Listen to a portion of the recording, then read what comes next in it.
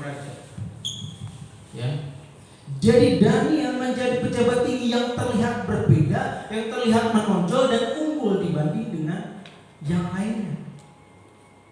Dan rahasianya apa katanya? Karena Daniel punya roh yang luar biasa. Daniel punya roh yang luar biasa. Itu yang membedakan dia, itu yang membuat dia terlihat berbeda dengan yang lainnya. Berbedanya dalam hal apa? Dalam hal kinerjanya, dalam hal kualitasnya, dalam hal etosnya, dalam hal hikmatnya. Roh yang luar biasa. Kenapa? Karena dia berkomitmen beribadah kepada Tuhan. Dan melihat backgroundnya, Daniel itu salah seorang buangan. Kadang-kadang kita bisa terjebak dalam mental yang keliru. Ya. Menjadi seorang buangan, menjadi seorang yang bukan pribumi, orang setempat, bisa dikucilkan, terpinggirkan, terdiskriminasi. Itu sebenarnya bisa membentuk mental yang keliru. Tapi Daniel keluar dari semua mental negatif. Ya. Kenapa? Karena Daniel memberi diri beribadah kepada Tuhan. Karena Daniel sungguh-sungguh memiliki roh yang luar biasa. Jadi tidak ada alasan apapun bagi kita, ya, atau tidak ada satupun yang menghambat Tuhan untuk memakai kita. Apapun keadaan kita, mungkin kita dikucilkan, mungkin kita dianggap tidak berharga, secara ekonomi kurang atau apapun, kita punya banyak kelemahan, keterbatasan. Tuhan bisa ubah itu dan pakai itu. Tuhan bisa pakai bawa kita untuk menjadi berkat. Daniel menjadi bukti sebagai seorang buangan, tapi dia bisa menunjukkan kelasnya, berada dalam pemerintahan. Ya. Itu luar biasa. Ya, di ayat 1-4 kita bisa melihat di raja mendeteksi supaya dia tidak dirugikan oleh 120 wakil-wakil raja itu, maka dia angkat 3 pejabat ini untuk menolong dalam hal mengawasi, ya, kinerja mereka. Tapi kemudian ada masalah.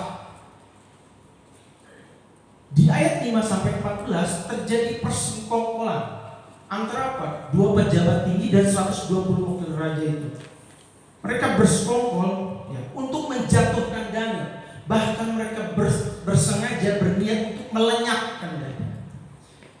Jadi di ayat 5-14 terjadi persekongkolan. Mungkin saya melihat itu karena mereka tidak nyaman. Ini orang kok lurus-lurus banget hidupnya gitu. Kok saya nggak bisa sedikit mengambil untuk saya secara pribadi. Saya nggak bisa korupsi. Ya, sedikit mungkin saya nggak bisa gitu. Ini orang, wah, nggak bisa begini nih. Ini kerjanya terlalu jujur gitu mungkin. Ini kerjanya terlalu lurus. Ini kerjanya terlalu baik. Kualitasnya terlalu hebat.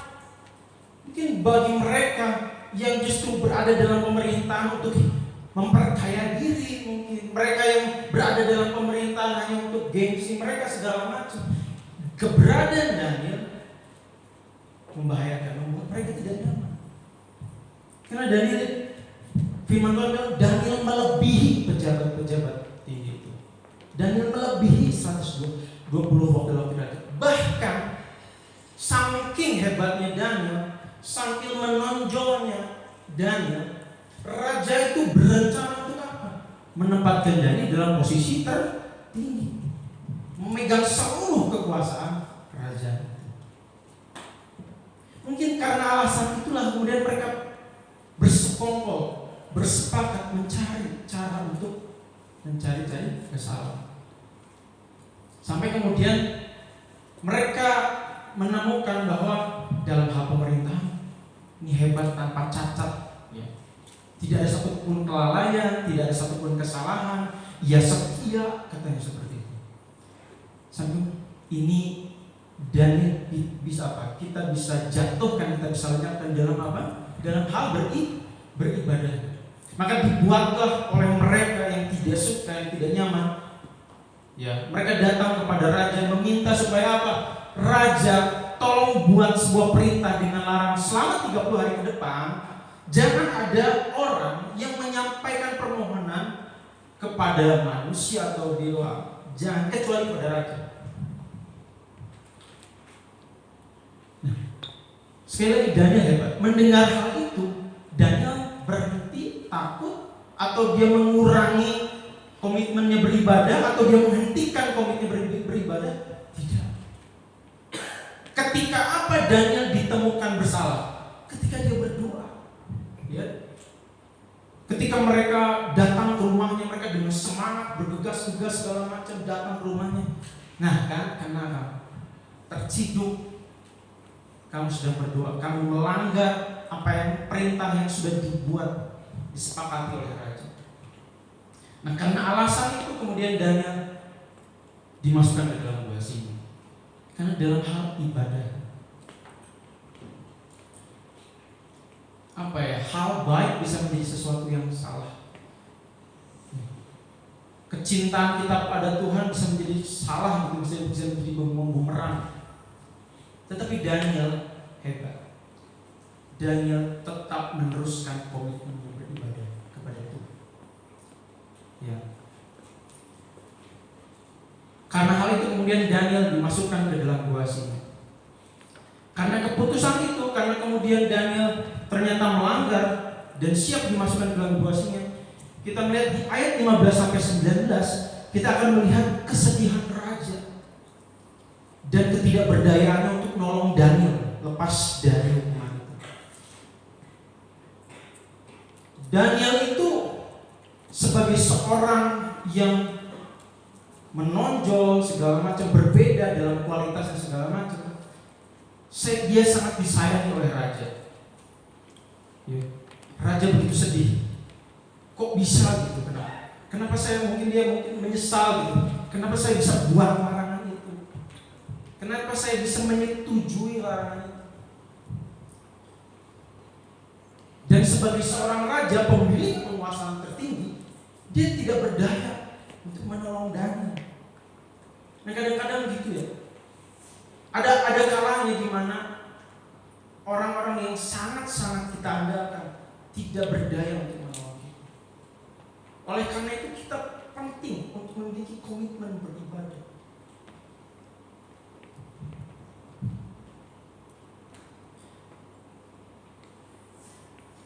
Dan kesedihan raja itu ditunjukkan dengan apa? Dia berusaha mencari cara untuk menolong tapi dia tidak bisa. Kemudian dia semalam-malaman dia berpuasa, dia nggak bisa tidur, mungkin dia sedih segala macam, dia nggak bisa tidur sampai paginya, sampai hari H. Ya, Daniel sudah di gua singa. Daniel raja menghampiri Daniel dan bertanya, "Selamatkan engkau Daniel, apakah Allah yang kau sembah dengan tekun itu sanggup melepaskan engkau?" Dan di ayat 22 sampai 29 kita bisa melihat bahwa Daniel selamat setelah semalam-malaman berada di dalam gua singa. Ada candaan kalau di sekolah minggu dulu tuh saya dengar, mungkin gigi singanya ompong, mungkin singanya mungkin nggak punya gigi karena ya ini cuma diemut-emut gitu doang mungkin, makanya tidak terluka apa-apa. Tapi kita bisa melihat ya setelahnya ya, bagaimana Daniel dikeluarkan, ditarik, dan akhirnya raja marah dan kesal. Dia balas semua orang yang sudah bersepakat membuat larangan itu, dilemparkan ke dalam gua singa.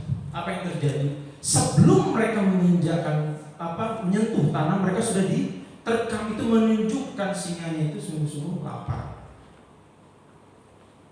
Nah, begitulah secara garis besar ya apa yang sudah kita baca. Saya harap kita semua mengikuti dan memahami. Next, saya kira kita semua sepakat, kita ini hidup di mana kita ini merasa kita kekurangan waktu, betul nggak? Kayaknya waktu 7 hari kita nggak cukup, kayak 24 jam pun kayaknya nggak cukup.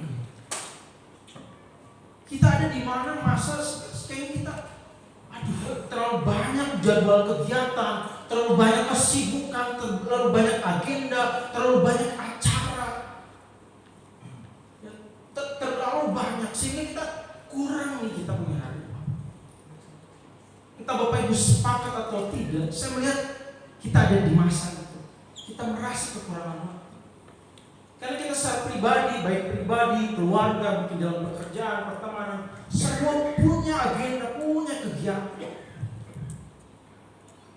Dan kita terjerat di dalam dunia yang berkembang semakin canggih dan semakin cepat. Kita nggak bisa dibuat tenang, nggak bisa dibuat diam. Seperdetik, sepermenit kemudian ada hal baru, sehingga kita tidak bisa menghela napas gitu, beristirahat. Kita FOMO gitu, takut terhadap takut tidak bisa mengikuti hal-hal baru. Kita terseret pada kebiasaan-kebiasaan itu. Bahkan ketika dunia semakin canggih, informasi semakin cepat, kita begitu mudahnya mengakses segala informasi apa yang kita mau tahu. Kita tinggal ketik di Google. Kita ada dalam masa itu. Kita ada dalam dunia itu. Dan kemudian kita menjadi orang yang masa bodoh. Udahlah nggak usah. Apalagi ini temanya komitmen beribadah. Udahlah nggak usah gitu. Kok mengajak komitmen beribadah. Berarti itu harus mengatur waktu lagi dong. Itu berarti harus saya mengelola waktu lagi dong. Berarti itu harus saya mengevaluasi waktu lagi dong. Mungkin masa bodoh. Atau kita merasionalisasikan. Kalau kita melihat Daniel yang 3 kali, mungkin kita nggak perlu begitunya lah. Nggak segitunya, itu mah berlebihan. Nggak seharusnya kita seperti Daniel. Kita melogikakan. Enggak lah, zaman sekarang kayaknya nggak perlu begitu. Nggak perlu kita mengedepankan kebergantungan kita kepada Tuhan. Nggak perlu kita mengedepankan komitmen kita beribadah. Nggak perlu itu. Kita menjadi sangat rasional, mengedepankan akal, logika, pikiran kita salah. Enggak, tapi kalau itu menjauhkan kita dari Tuhan, itu menjadi keliru.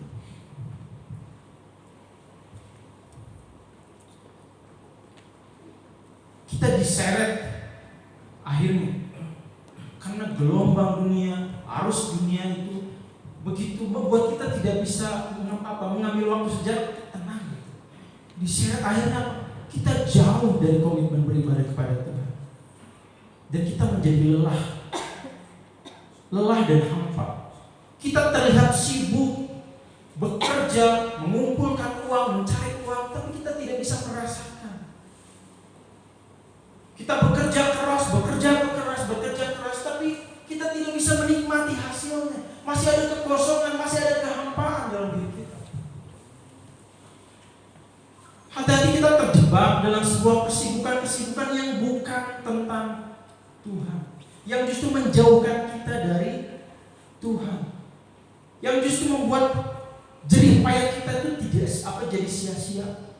Itu tuh nggak enak gitu ya. Kita yang bekerja keras, orang lain yang menikmati. Kita yang banting tulang pagi siang malam, orang lain yang menikmati. Kita bersibuk ya, kita berlelah-lelah, tapi kita kosong, kita hampa, kita tidak bisa menikmati, kita tidak ada damai sejahtera. Jadi mari kita waspada dan mengetahui itulah kondisi kita. Makanya saya mengajak pagi ini, ambil waktu, tarik dirimu dari gelombang arus dunia ini, tenang dan ambil nafas. Apa yang sangat penting, apa yang paling penting bagi kita? Kita butuh sama-sama bertobat kalau kita tidak dalam komitmen. Kita butuh berkomitmen untuk beribadah. Karena beribadah kepada Tuhan itu kehendak Tuhan. Lihat bagaimana Tuhan mencoba membebaskan bangsa Israel keluar dari Mesir. Berkali-kali Tuhan bilang, biarkan mereka pergi, biarkan mereka keluar dari bangsa Mesir supaya mereka beribadah kepada Tuhan memanggil, Tuhan berkehendak supaya kita apa? Beribadah kepada Dia. Itu panggilan Tuhan kepada kita. Itu kehendak Dia. Jadi mari kita datang beribadah kepada Tuhan. Memiliki komitmen untuk beribadah kepada Tuhan.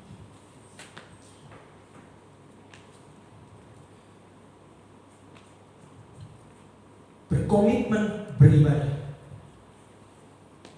Mari kita lihat apa-apa yang bisa kita pelajari dari Daniel. Yang pertama, ya, kalau kita lihat dari kisah Daniel di ayat 1 sampai 4, pada saat itu Daniel dalam komitmen beribadah ya. Pada saat itu Daniel sudah dalam komitmen beribadah. Karena di ayat 11 aku bilang, Daniel itu 3 kali saling berlutut, berdoa dan memuji Allahnya seperti yang biasa dilakukan. Berarti memang dia terus-menerus melakukan itu. Jadi seperti saya di awal tadi, mari kita kenal Daniel ini sebagai seorang yang berkomitmen untuk beribadah, karena memang firman Tuhan itu. Nah, ketika Daniel punya komitmen beribadah, itu bukan hambatan dalam dia bekerja. Jadi yang pertama, berkomitmen beribadah itu tuh bukan hambatan dalam bekerja, bukan. Kadang-kadang kita membagi dua dunia pekerjaan dan beribadah kepada Tuhan. Itu tuh kita tidak bisa memisahkan. Kita harus hidup, harus satu dalam hal itu. Itu tidak bisa dipisahkan.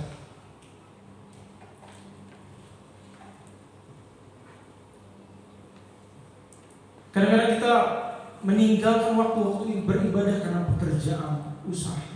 Kita menganggap berkomitmen beribadah itu, aduh, sayang waktunya, mungkin, aduh sayang uangnya. Daniel beda. Waktu-waktu yang dia berikan buat Tuhan bukan sesuatu yang menghambat. Dia tetap bisa eksis loh dalam pemerintahan waktu itu. Bahkan dia menunjukkan hasilnya. Dia menjadi seorang yang lebih unggul. Dibilang apa? Berkomitmen beribadah justru apa? Menjadikan dia menjadi pribadi yang setia dalam pemerintahannya dan unggul juga dalam pekerjaan. Itu yang apa ya? Para pejabat tinggi yang lain yang tidak suka dengan Daniel, yang mereka akui itu. Daniel tuh dalam hal pemerintahan dia setia, dia nggak bisa digubris. Tidak ada satupun tugas yang tidak dikerjakannya, tidak diselesaikan, tidak ada kelalaian. Mereka mengakui bahwa Daniel itu luar biasa ya.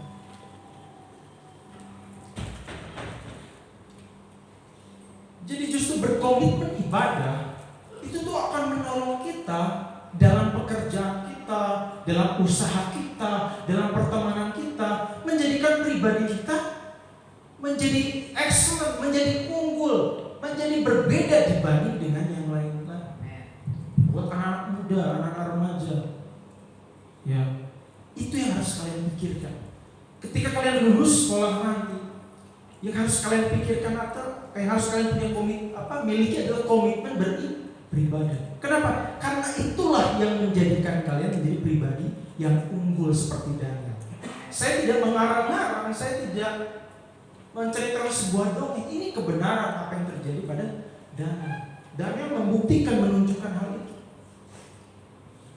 Jadi sekali lagi, berkomitmen ibadah itu menguntungkan kita. Berkomitmen beribadah itu membuat usaha kita diberkati. Berkomitmen beribadah itu membuat pekerjaan kita itu diberkati, lancar. Kan Tuhan kirimkan orang-orang yang baik. Bahkan apa? Daniel menjadi orang yang disayangi. Itu pun yang terjadi pada Yusuf ya. Waktu di kepala penjara dia dikasih kepala penjara. Di dalam tengah saudara-saudaranya dia dikasih oleh ayahnya. Waktu di Mesir dia dikasih oleh penguasa. Orang yang berkomitmen beribadah dalam pekerjaannya dikasihi pemimpinnya, dipercaya. Jadi jangan takut untuk meluangkan, menyisihkan, mengkhususkan waktu kita untuk berkomitmen beribadah. Jangan takut. Jangan hitung-hitungan. Karena itulah sekali lagi Ini terjadi pada Daniel. Itu yang menjadikan dia menjadi pribadi yang setia, menjadikan dia pribadi yang unggul di dalam hidup.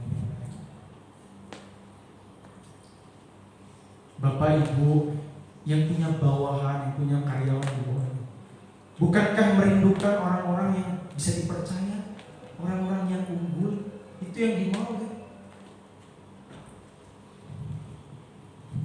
Jadi orang-orang yang seperti ini yang dicari, orang-orang yang dipercaya, orang-orang yang unggul, orang yang hebat, orang-orang yang cekatan. Karena hasilnya dia berkomitmen beribadah. Karena ketika dia berkomitmen beribadah, firman Tuhan apa? Roh Tuhan menguasai dia. Dia memiliki roh yang luar biasa.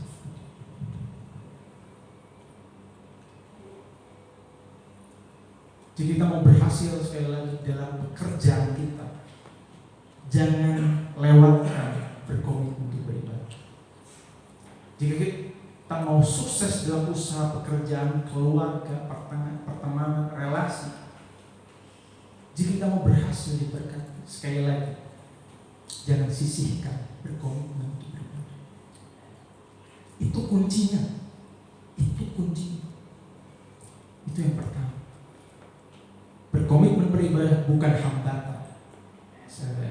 Itu justru menjadikan kita pribadi yang setia. Next, yang kedua, berkomitmen beribadah itu tuh bukan keputusan yang salah.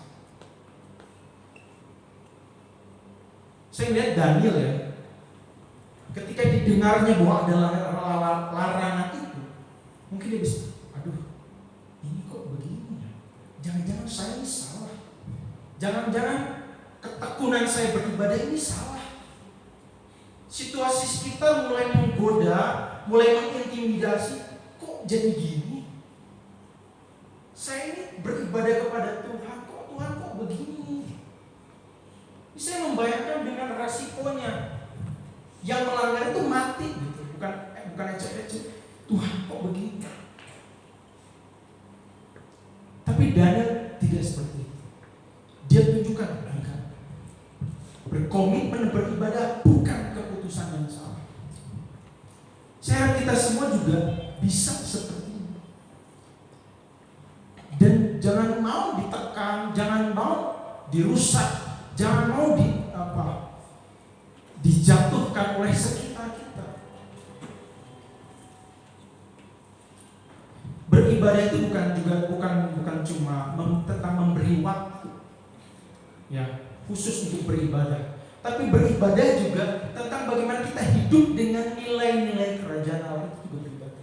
Segala sesuatu yang dikerjakan kepada Tuhan itu ibadah. Kolose 3:3, apapun juga yang kamu perbuat, ya, perbuatlah seperti untuk Tuhan. Jadi beribadah itu bukan soal juga kita memberi waktu khusus, tapi juga tentang hidup kita dengan nilai-nilai kerajaan. Nah, hidup dengan nilai-nilai itu apalagi bagi Daniel di dalam pemerintahan itu bukan sesuatu yang gampang. Dia mencoba hidup benar, dia mencoba hidup jujur, dia mencoba hidup tulus, dia mencoba hidup bekerja dengan baik. Itu tidak mudah, karena nyata orang-orang sekitarnya nggak nyaman dengan Daniel, nggak suka dengan kehadiran Daniel. Mereka nggak suka. Ini orang apa sih dia? Hidup bekerja dengan nilai-nilai seperti ini, mereka nggak suka.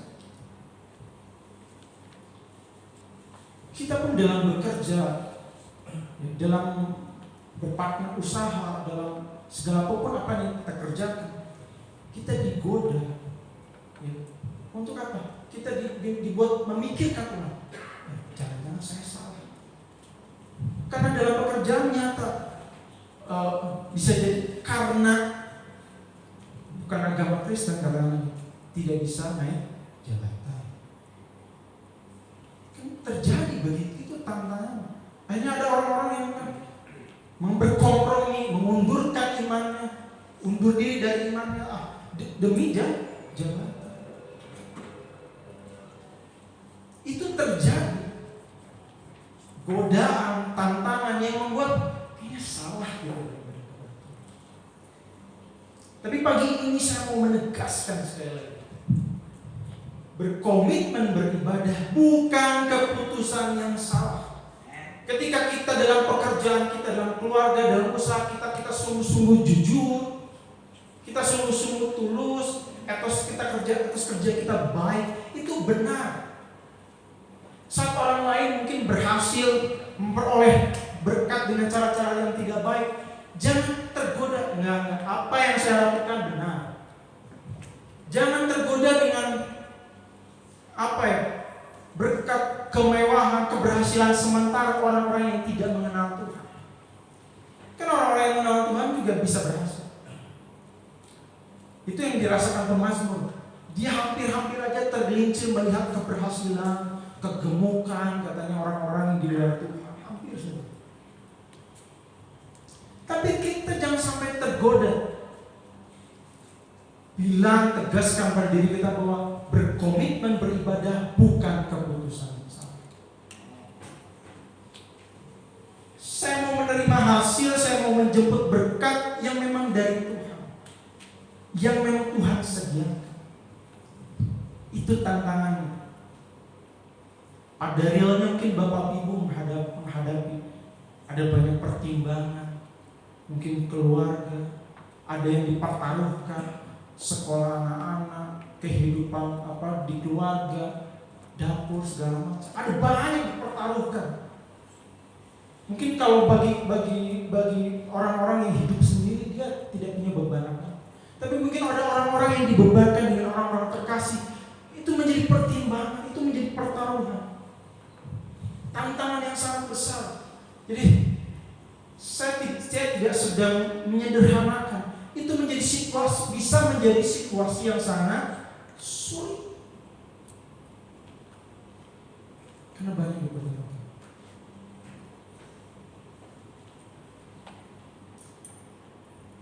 Tapi mari kita lihat, berkomitmen beribadah justru membuatmu terbiasa untuk bergantung dan percaya kepada Allah.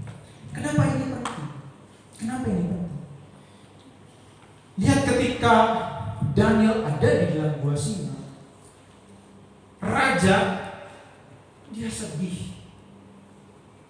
Ya, dia punya kuasa tapi dia tidak bisa menolong.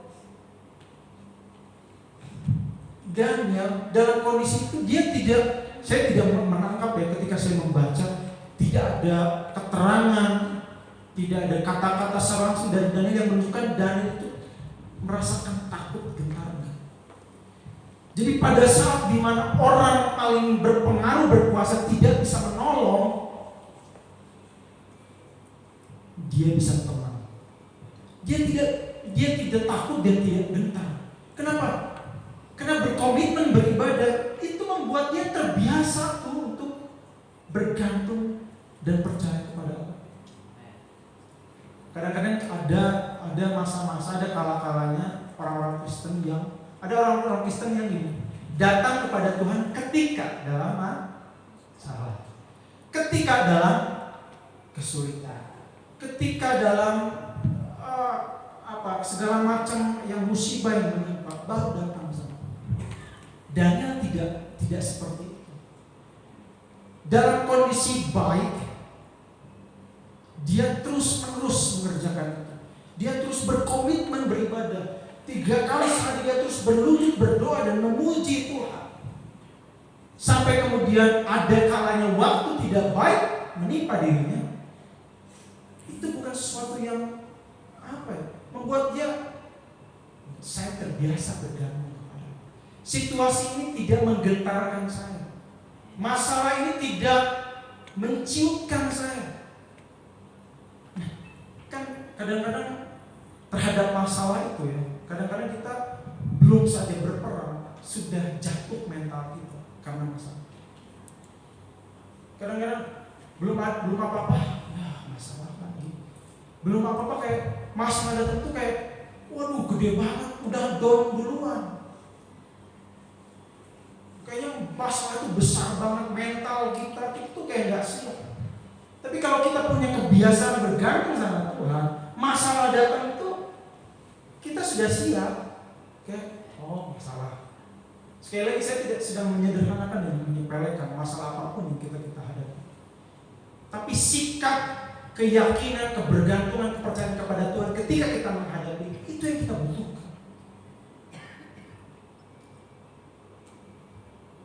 Respon pertama ketika kita ada dalam masalah, respon pertama ketika kita dalam kesulitan, ya, kita bergantung dan percaya kepada Tuhan, itu yang kita butuhkan. Itu yang kita butuhkan. Itu yang kita perlukan. Itu yang harus kita inginkan.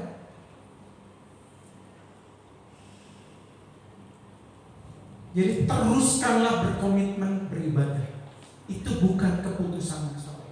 Dalam saat ini, ya, kita semua, apapun yang ada di sekitar kita, berkomitmen beribadah bukan sebuah keputusan yang salah. Itu membuat kita terlatih. Itu membuat kita siap untuk menghadapi masalah. Itu membuat kita mampu menghadapi masalah. Jadi berkomitmenlah beribadah. Itu yang kedua. Kita bisa lihat dari yang ketiga, berkomitmen beribadah bukan berarti terbebas dari masalah. Banyak orang Kristen berdoa, Tuhan tolong saya, bebaskan saya dari masalah. Gak bisa. Kita mau bebas dari masalah itu ketika kita mati.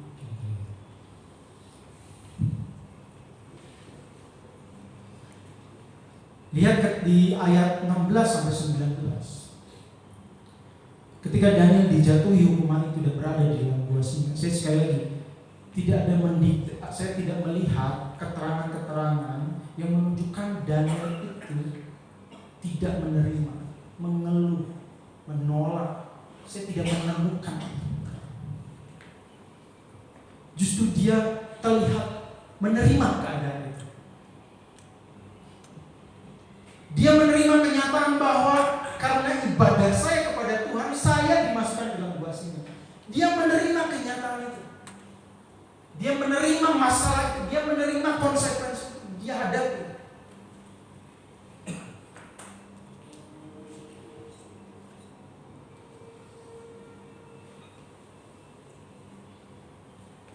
Jadi ketika berkomitmen beribadah, itu justru itu membuat Daniel memberikan keyakinan kepada Daniel untuk menghadapi dan memberikan pengalaman mengatasi masalah. Orang-orang yang berkomitmen beribadah bukan orang-orang yang menghindari masalah. Nah, orang-orang yang berkomitmen beribadah adalah orang-orang yang justru yakin untuk menghadapi masalah, ya, dan akan memiliki pengalaman mengatasi masalah.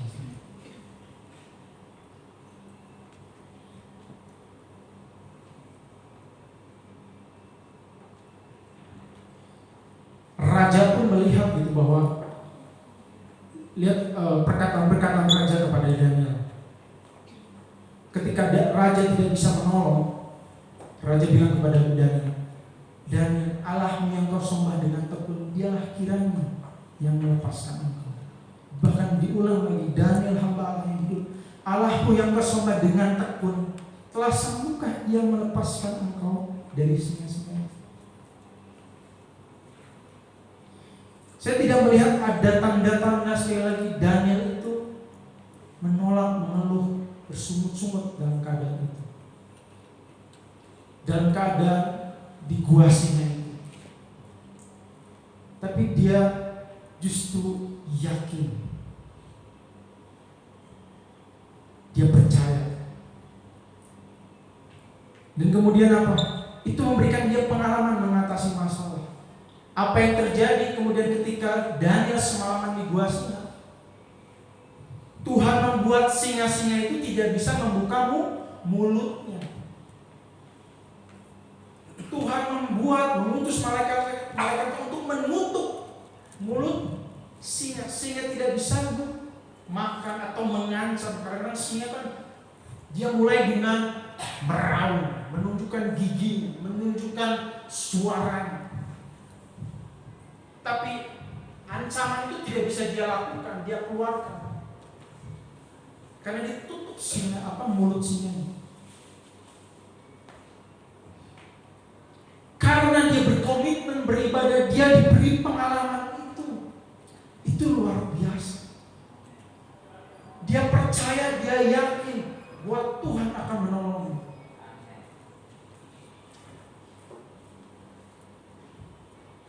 Berkomitmen beribadah membentuk kita menjadi orang-orang yang menghadapi masalah, berani menghadapi masalah, tidak menghindarinya, dan memberikan kita pengalaman untuk kita mengatasi masalah kita.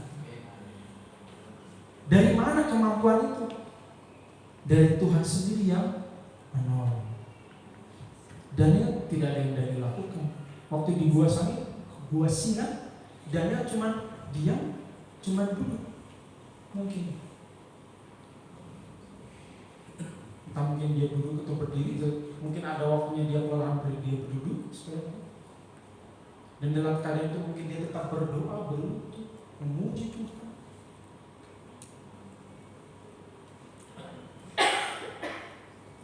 Itu yang ketiga, berkomitmen beribadah bukan berarti kita terbebas dari masalah, tapi itu memberikan kita keyakinan. Itu kebutuhan kita, keyakinan untuk menghadapi dan memberikan kita pengalaman untuk mengatasi masalah. Yang keempat,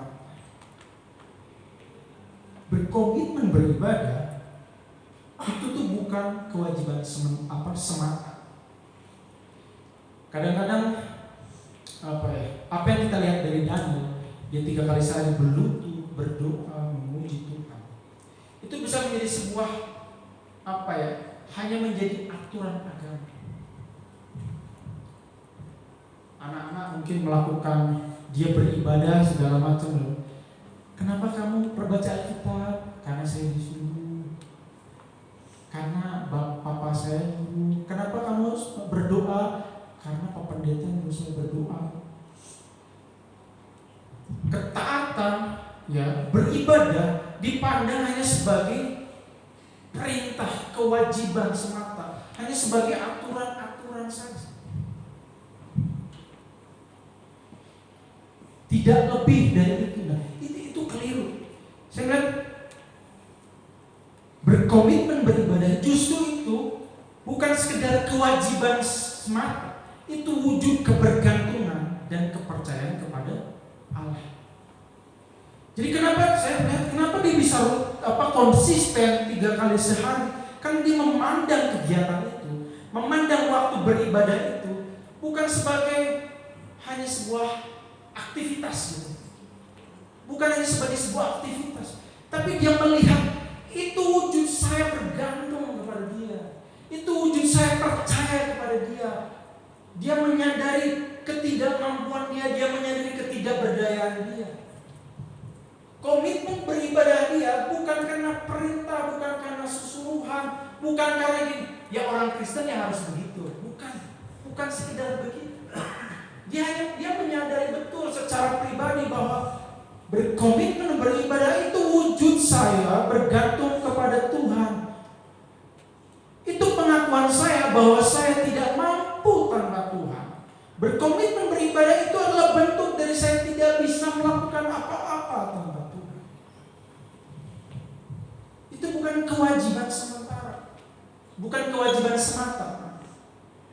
Hati-hati kita terjebak dalam hal-hal yang hal-hal baik, tapi kita tidak mengerti sebenarnya.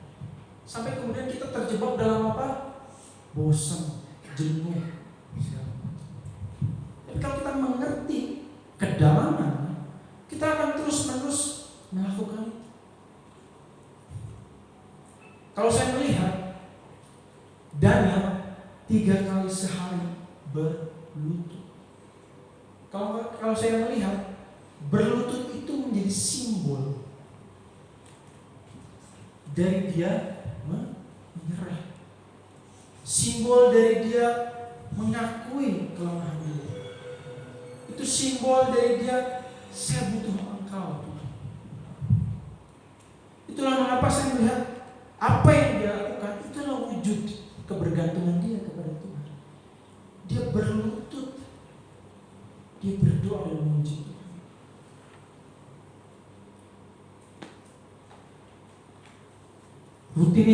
Rutinitas kita tiap minggu beribadah Mungkin ada setiap harinya kita punya saat teduh bersama yang kita lakukan, baik secara pribadi atau keluarga. Mari pandang itu bukan hanya sekedar kewajiban kita sebagai orang Kristen, tapi lihat itu sebagai apa? Wujud apa? Tuhan, saya berlutut di hadapan-Mu, saya berdoa, saya memohon, saya memuji Engkau, saya bergantung dan percaya kepada Engkau. Saya tidak mampu tanpa Engkau.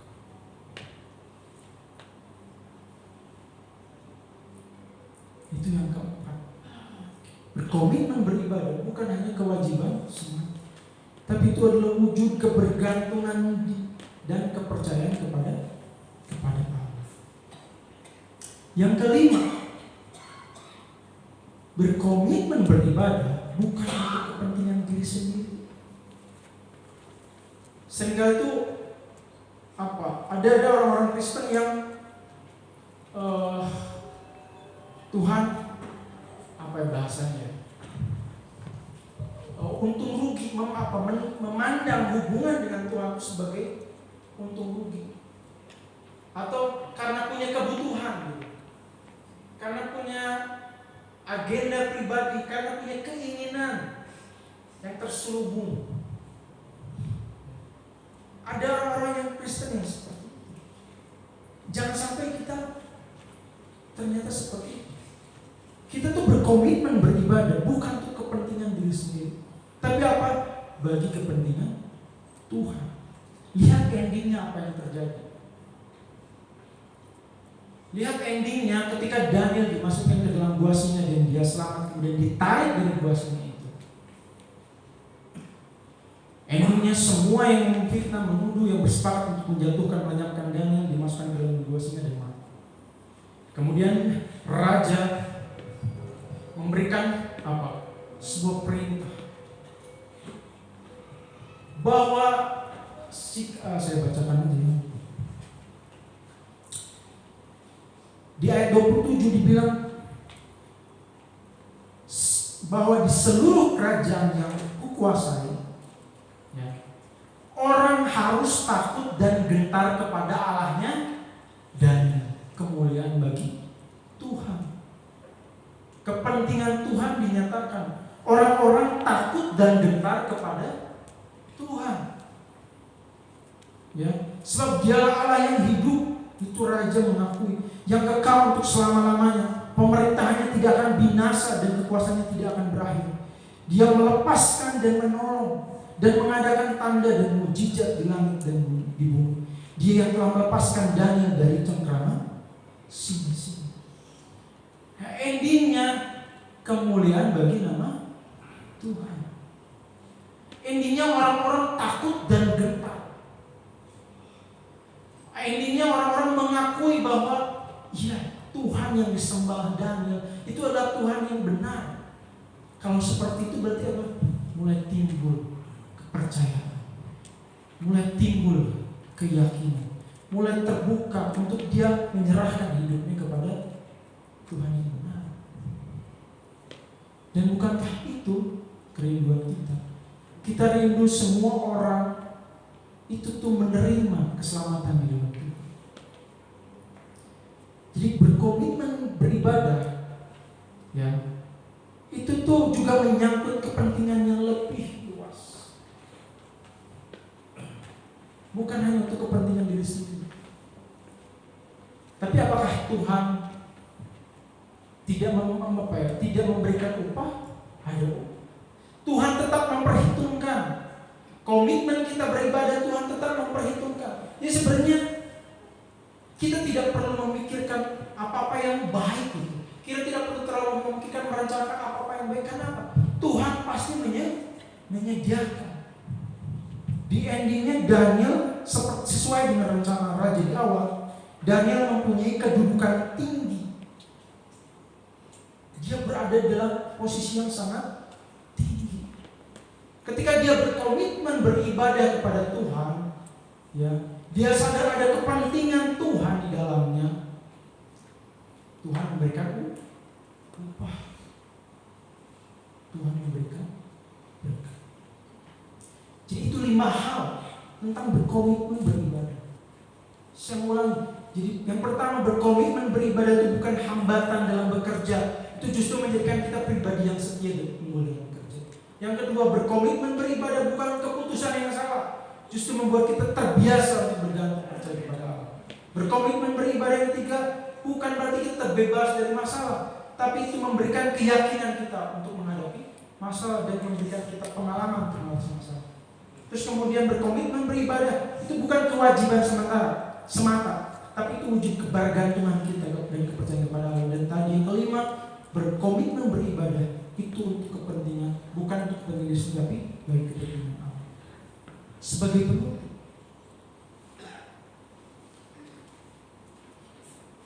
berkomitmen beribadah itu berarti memberi diri diperbarui.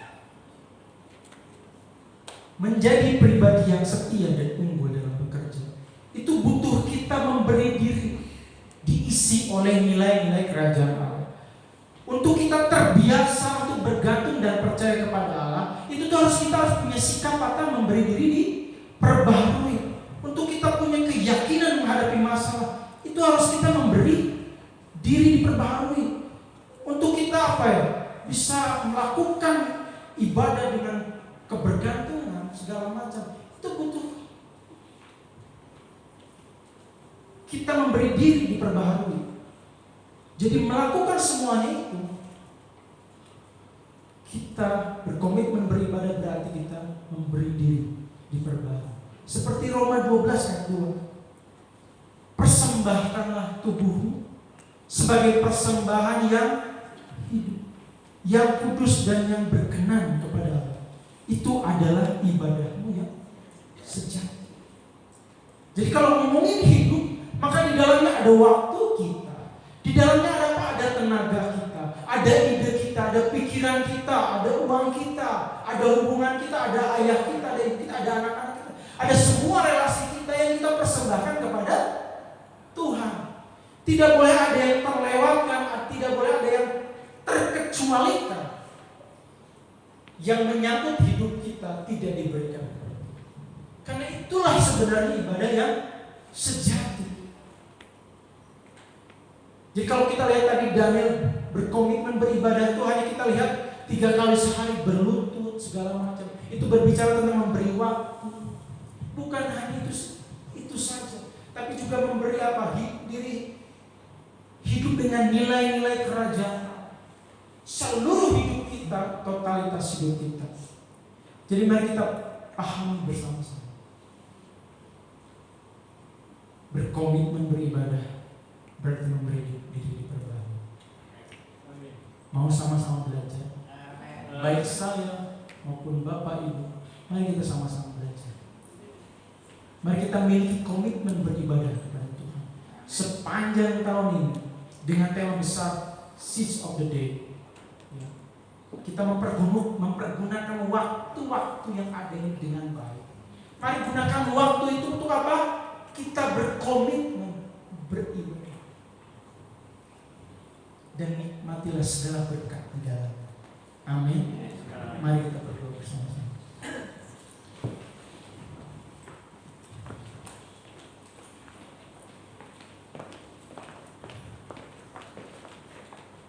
Mari sama-sama kita tundukkan kepala. Mari kita merenungkan apa yang menjadi kebenaran Tuhan. Bagi kita yang memang sudah melakukan itu, punya komitmen itu, mari kita terus bersyukur dan menguatkan diri kita. Bagi kita yang belum memiliki berkomitmen beribadah secara serius, mari pagi ini nyatakan komitmen kita beribadah kepada Tuhan. Bapak, Ibu, jemaat semua, kita tidak bisa hidup tanpa Tuhan. Kita bergantung mutlak pada Tuhan. Detik, menit ke depan, jam, waktu-waktu ke depan, kita tidak pernah tahu dan kita buta, kita tidak mampu. Karena itu kita butuh Tuhan ada dalam hidup kita.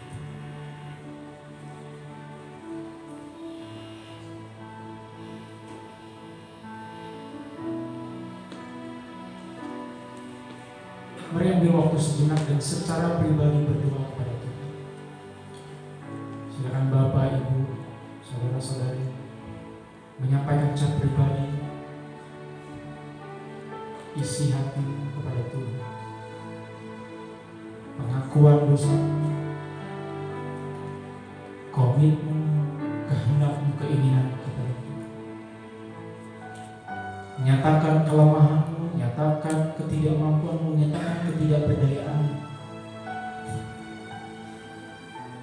Pagi ini biarlah kita semua dikuasai oleh Tuhan. Biarlah pagi ini kita dikuasai oleh Roh Tuhan. Terima kasih Tuhan.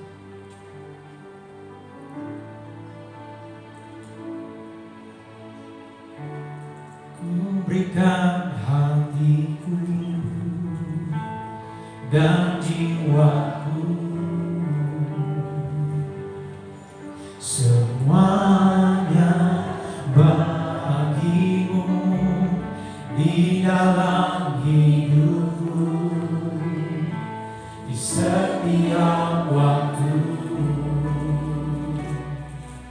Nyatakan ku berikan hatiku dan jiwaku,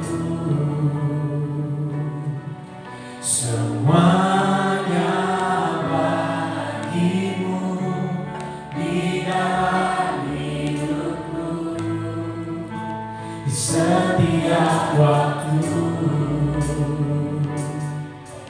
Nyatakan ku berikan hatiku dan jiwaku, semuanya bagimu di dalam hidupku, setiap waktu. Nyatakan bersama ku berikan hatiku dan jiwaku, semuanya bagimu di dalam hidupku, setiap waktu.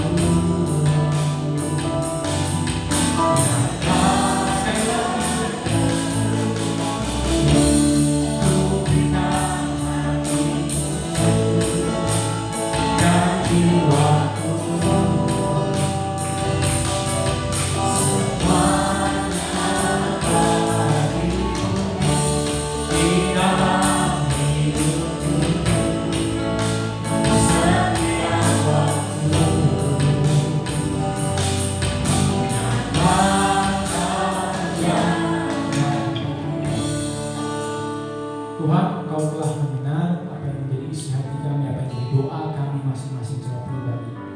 Hamba telah selesai menyampaikan isi hati Tuhan. Hamba berdoa biar apa yang kami dengar, apa yang kami pelajari bersama-sama firman Tuhan itu, biar itu berakar, biar itu bertumbuh, biar itu berbuah di dalam diri kami.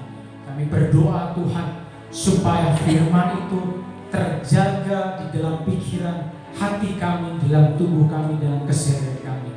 Kami berdoa di dalam nama Tuhan Yesus, biarlah segala tipu daya iblis, segala kekhawatiran dunia yang mencoba merenggut apa yang firman Tuhan yang sudah kami dengar, kami patahkan di dalam nama Tuhan Yesus. Kami mau membiarkan firman itu terus berakar, bertumbuh dan berbuah. Tolong kami, tolong kami, tolong kami Tuhan. Dalam nama Yesus Kristus. Amin.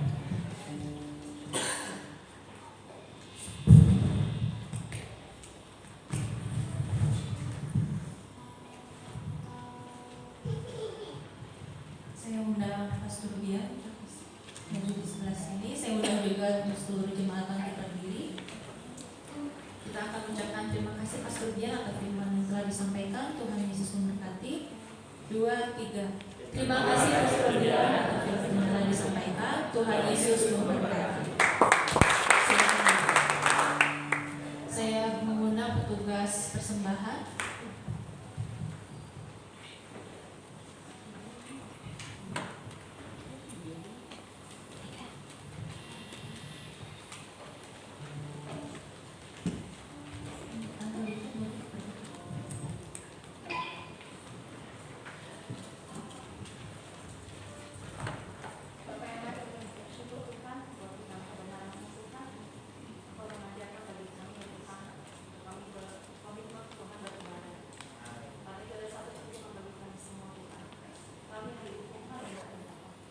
Terima kasih Tuhan Yesus.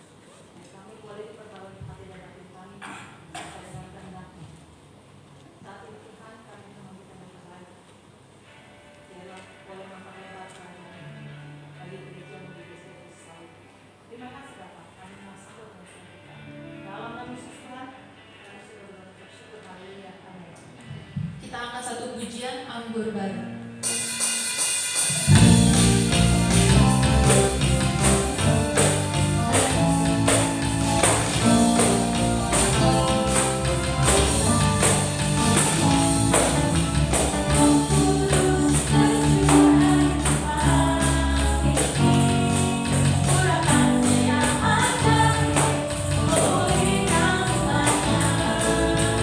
Roh Kudus, terjunlah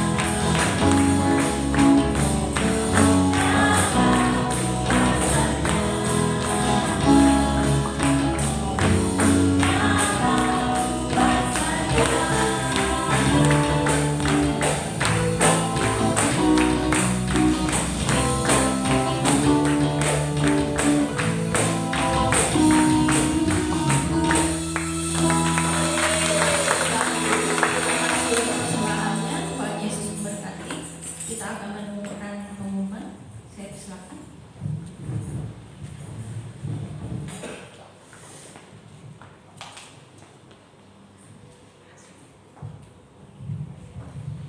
Shalom, selamat hari Minggu untuk Bapak Ibu Jemaat yang kami kasihi. Terima kasih kepada Pastor Jonathan Bian untuk yang telah melayani kita ibadah hari ini dan kepada semua jemaat dan pelayan Natal yang terlibat pada hari ini. Tuhan memberkati. Saya juga ingin mengucapkan selamat datang dan menyambut jika ada yang baru pertama kali datang pada hari ini. Baru datang di tanggal hari ini ya.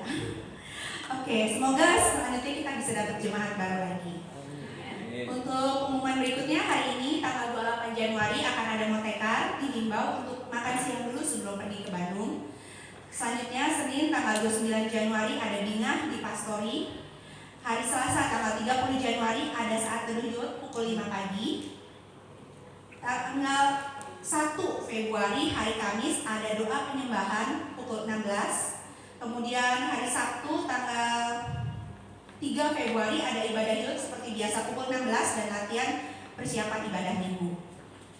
Atas nama Gembala dan Departemen Kaum Wanita, kami mengucapkan banyak terima kasih dan dukungan dari semua jemaat, para sponsor, donatur, baik berupa doa, daya, dana, serta materi sehingga kegiatan Natal Sosial Wisata Departemen Kaum Wanita yang sudah dilaksanakan kemarin, Senin 22 Januari di Panti Jompo Yayasan Rumah Pemulihan Noah Bandung bisa berjalan dengan baik, lancar dan sukses.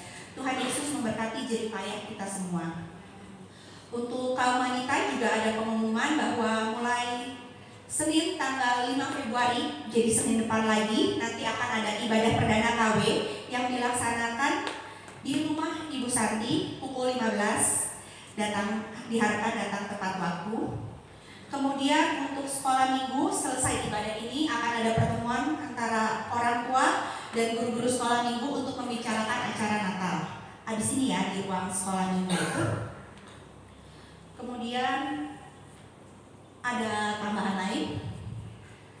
Dari Natal kami juga akan memperlihatkan beberapa foto Natal nanti selesai ibadah. Jika ada Bapak Ibu yang berkenan untuk mencetak fotonya, boleh disampaikan. Nanti saya ada di depan. Nanti kita cetakkan foto ukuran 4R postcard. Oke.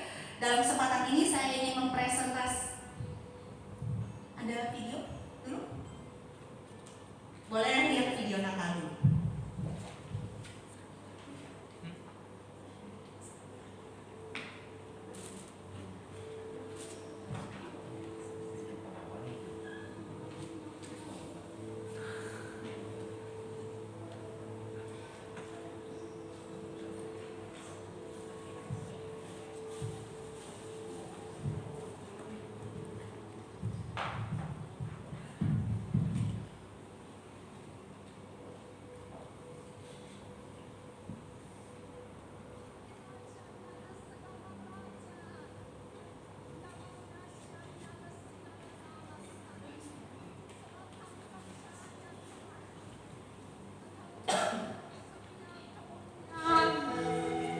Namamu dahsyat, namamu perkasa, Engkau raja di atas segala raja. Namamu sungguh besar Tuhan.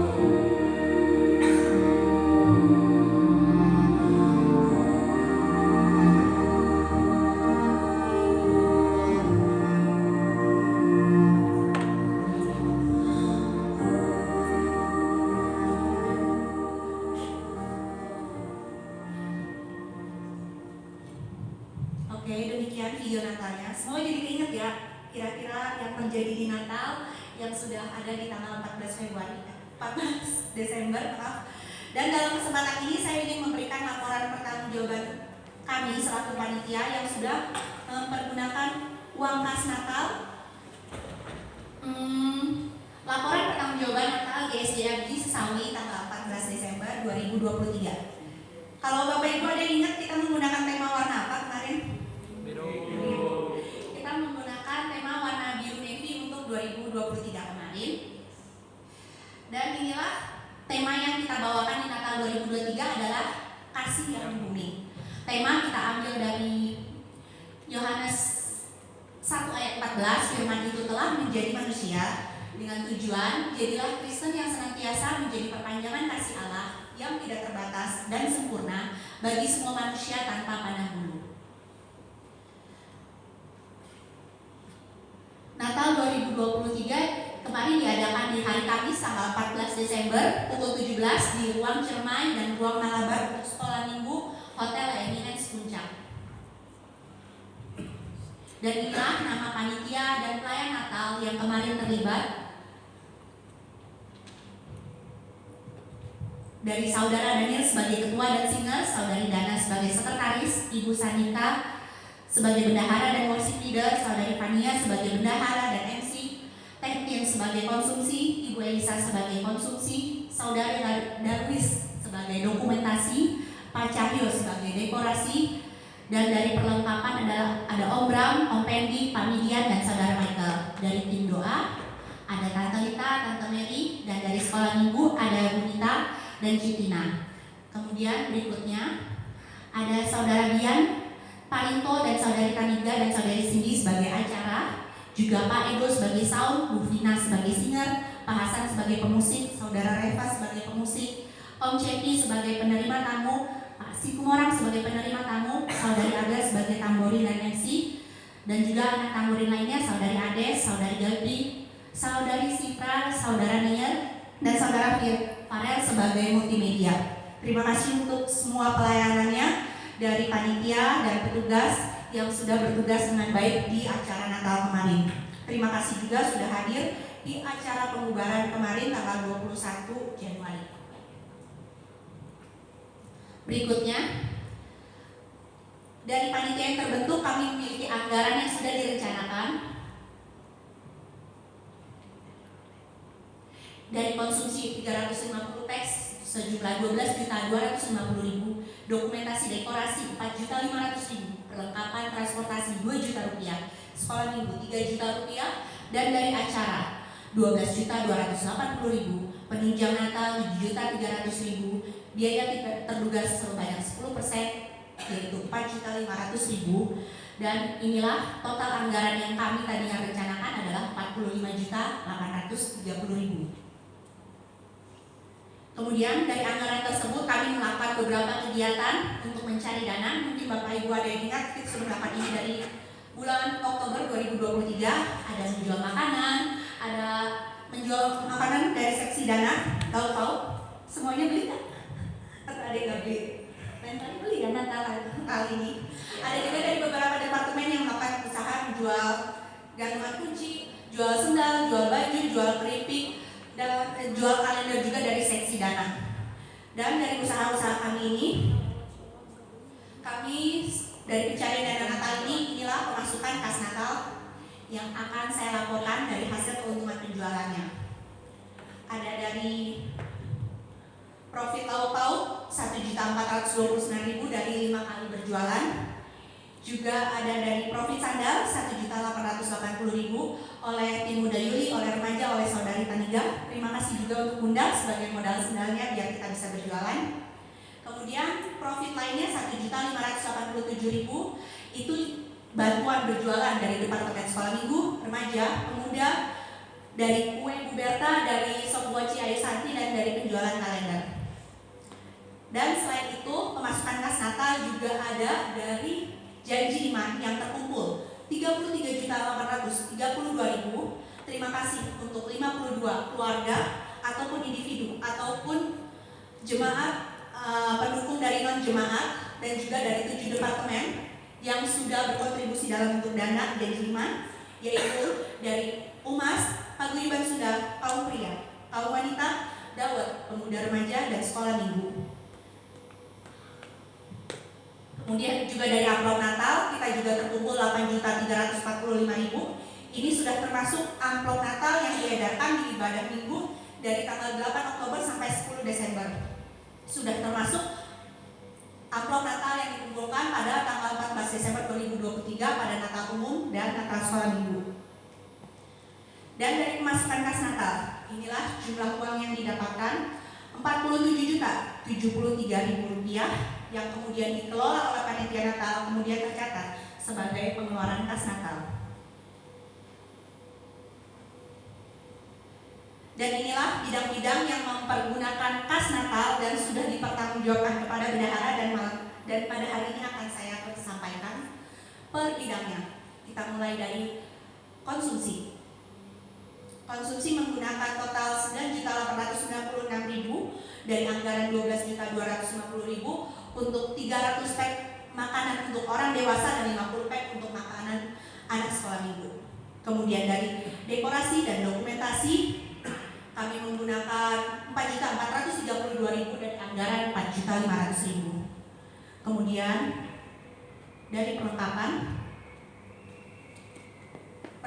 pendukung saat ibadah Natal yang kami pergunakan adalah total 2.338.000 dari anggaran 2 juta rupiah. Tapi ini udah termasuk dadakan, kita beli harddisk untuk backup foto. Jadi sebelumnya 1.800.000-an. Dari sekolah minggu ada perlengkapan pendukung sekolah minggu saat ibadah Natal. Kami menggunakan 2.470.000 dari anggaran 3 juta rupiah. Kemudian dari acara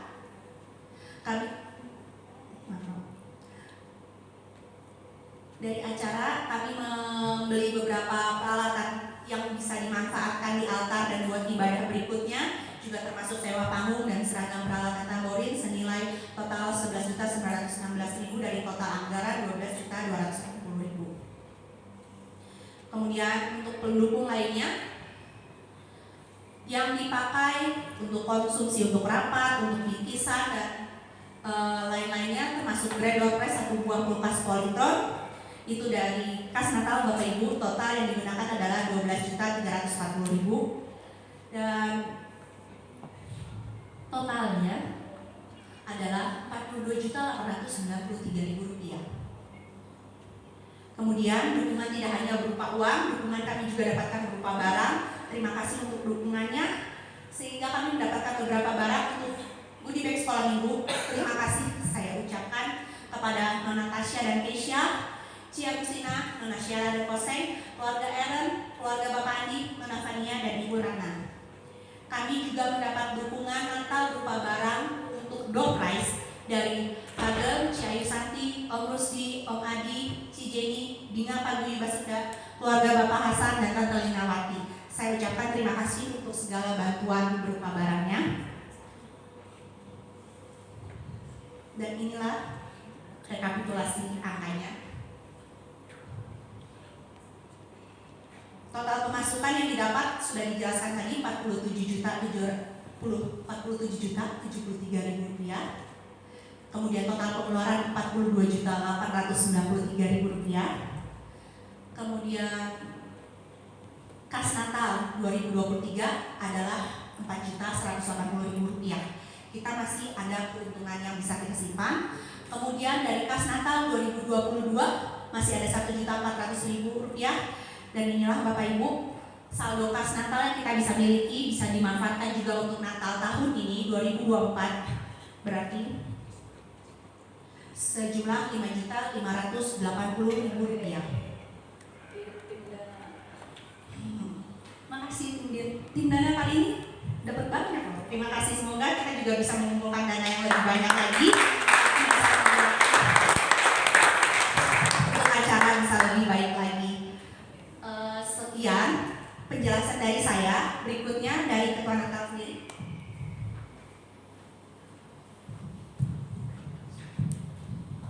Shalom semuanya. Saya minta waktunya sebentar ya. Rupanya Allah kita Allah yang kaya, amin.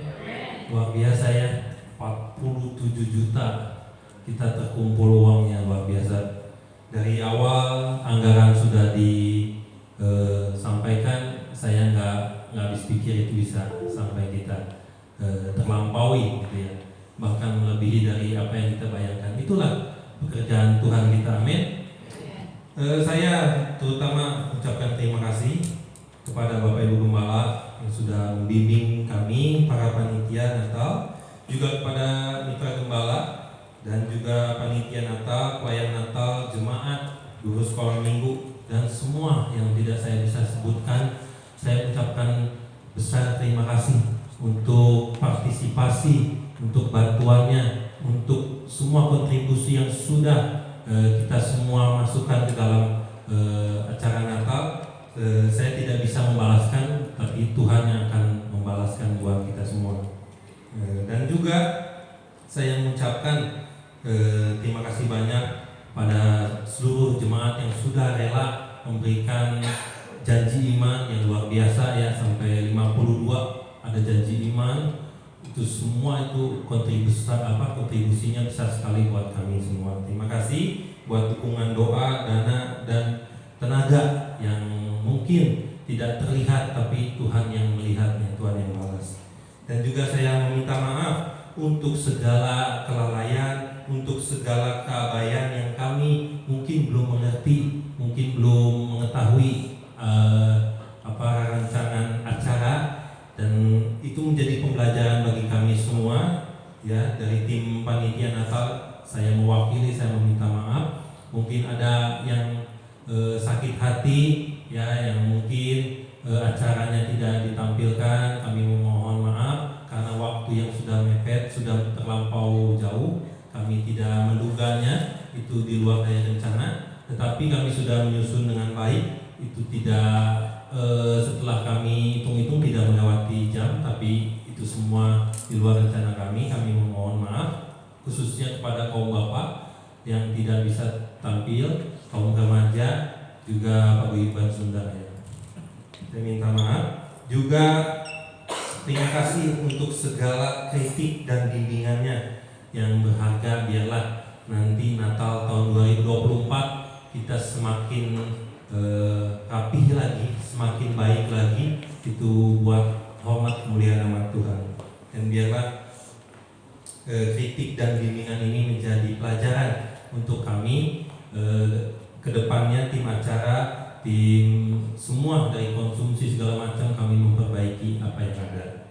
Kami memohon maaf dari segala kekurangan kami, dan biarlah jangan menjadi batu sandungan dari acara ini, tapi saya bangga jemaat kita bisa menjadi berkat buat jemaat lainnya. Dari door-prize yang melimpah, saya bangga melihatnya kita bisa menjadi berkat buat jemaat sendiri maupun jemaat yang lain. Dan atas genap panitia dan pelayan Natal, dengan segala kerendahan hati saya tutup panitia Natal 2023 dengan nama Tuhan Yesus Kristus. Terima kasih.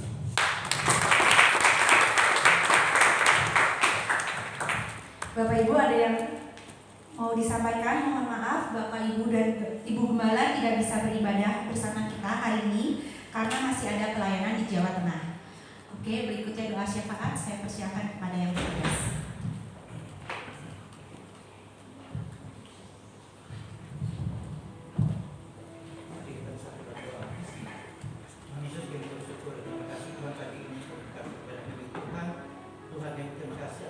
Firman yang telah ditetapkan pagi ini, kekuatan dalam berikan Tuhan, berkati hamba-Mu dia yang telah menyampaikan firman Tuhan, berkati dia seperti anak-anak, tambahkan hikmat untuk Engkau Tuhan. Yang berdoa kita semua jemaat yang terlibat pada pagi ini dan pelayanan Kau berkati satu terutama berkati pribadi usaha pekerja rumah tangga, kesehatan mereka Kau berkati Tuhan, yang berulang tahun Kau berkati Tuhan, berikan tamu umur panjang tanahnya setelah cita-cita rencana hidup Engkau berkati tanah hikmat kepada Tuhan. Berdoa kepada Bapa kembali kepada kami Tuhan yang dalam pelayanan di Jawa, Kau berkati mereka pulang pergi dengan selamat, tambah hikmat kepadanya Tuhan. Berdoa kepada yayasan-yayasan yang telah menyupport dalam pendidikan anak kami yang mereka dan lain, Kau berkati Tuhan. Dan berdoa kepada sponsor kami Tuhan, satu nama yang telah menyupport kerja kami Tuhan, Kau berkati mereka beri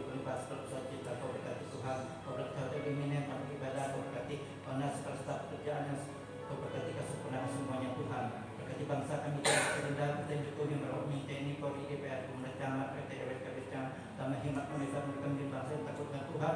Kita terima kasih akan kami jalankan bulan depan biarlah Tuhan jalanan damai-Mu dengan hikmat Tuhan, jalankan segala mara bahaya apa Tuhan, berkati operasi pada komisioner KPU Bawaslu dan segala semaklunya Tuhan, supaya kita pimpinan kebijakan takutkan Tuhan. Seluruh doa siapa yang kami serahkan ke Tuhan hanya dalam nama Yesus kita berdoa. Terima kasih. Haleluya. Amin. Mari kita berdiri, kita akan berdiri bersyukur kita pada pagi hari. Mari sebelum kita pulang, kita akan terima berkat yang daripada Tuhan. Kedua tanganmu. Tuhan memberkati engkau dan melindungi engkau. Tuhan menyinari engkau dengan wajahnya dan memberi engkau kasih karunia. Tuhan menghadap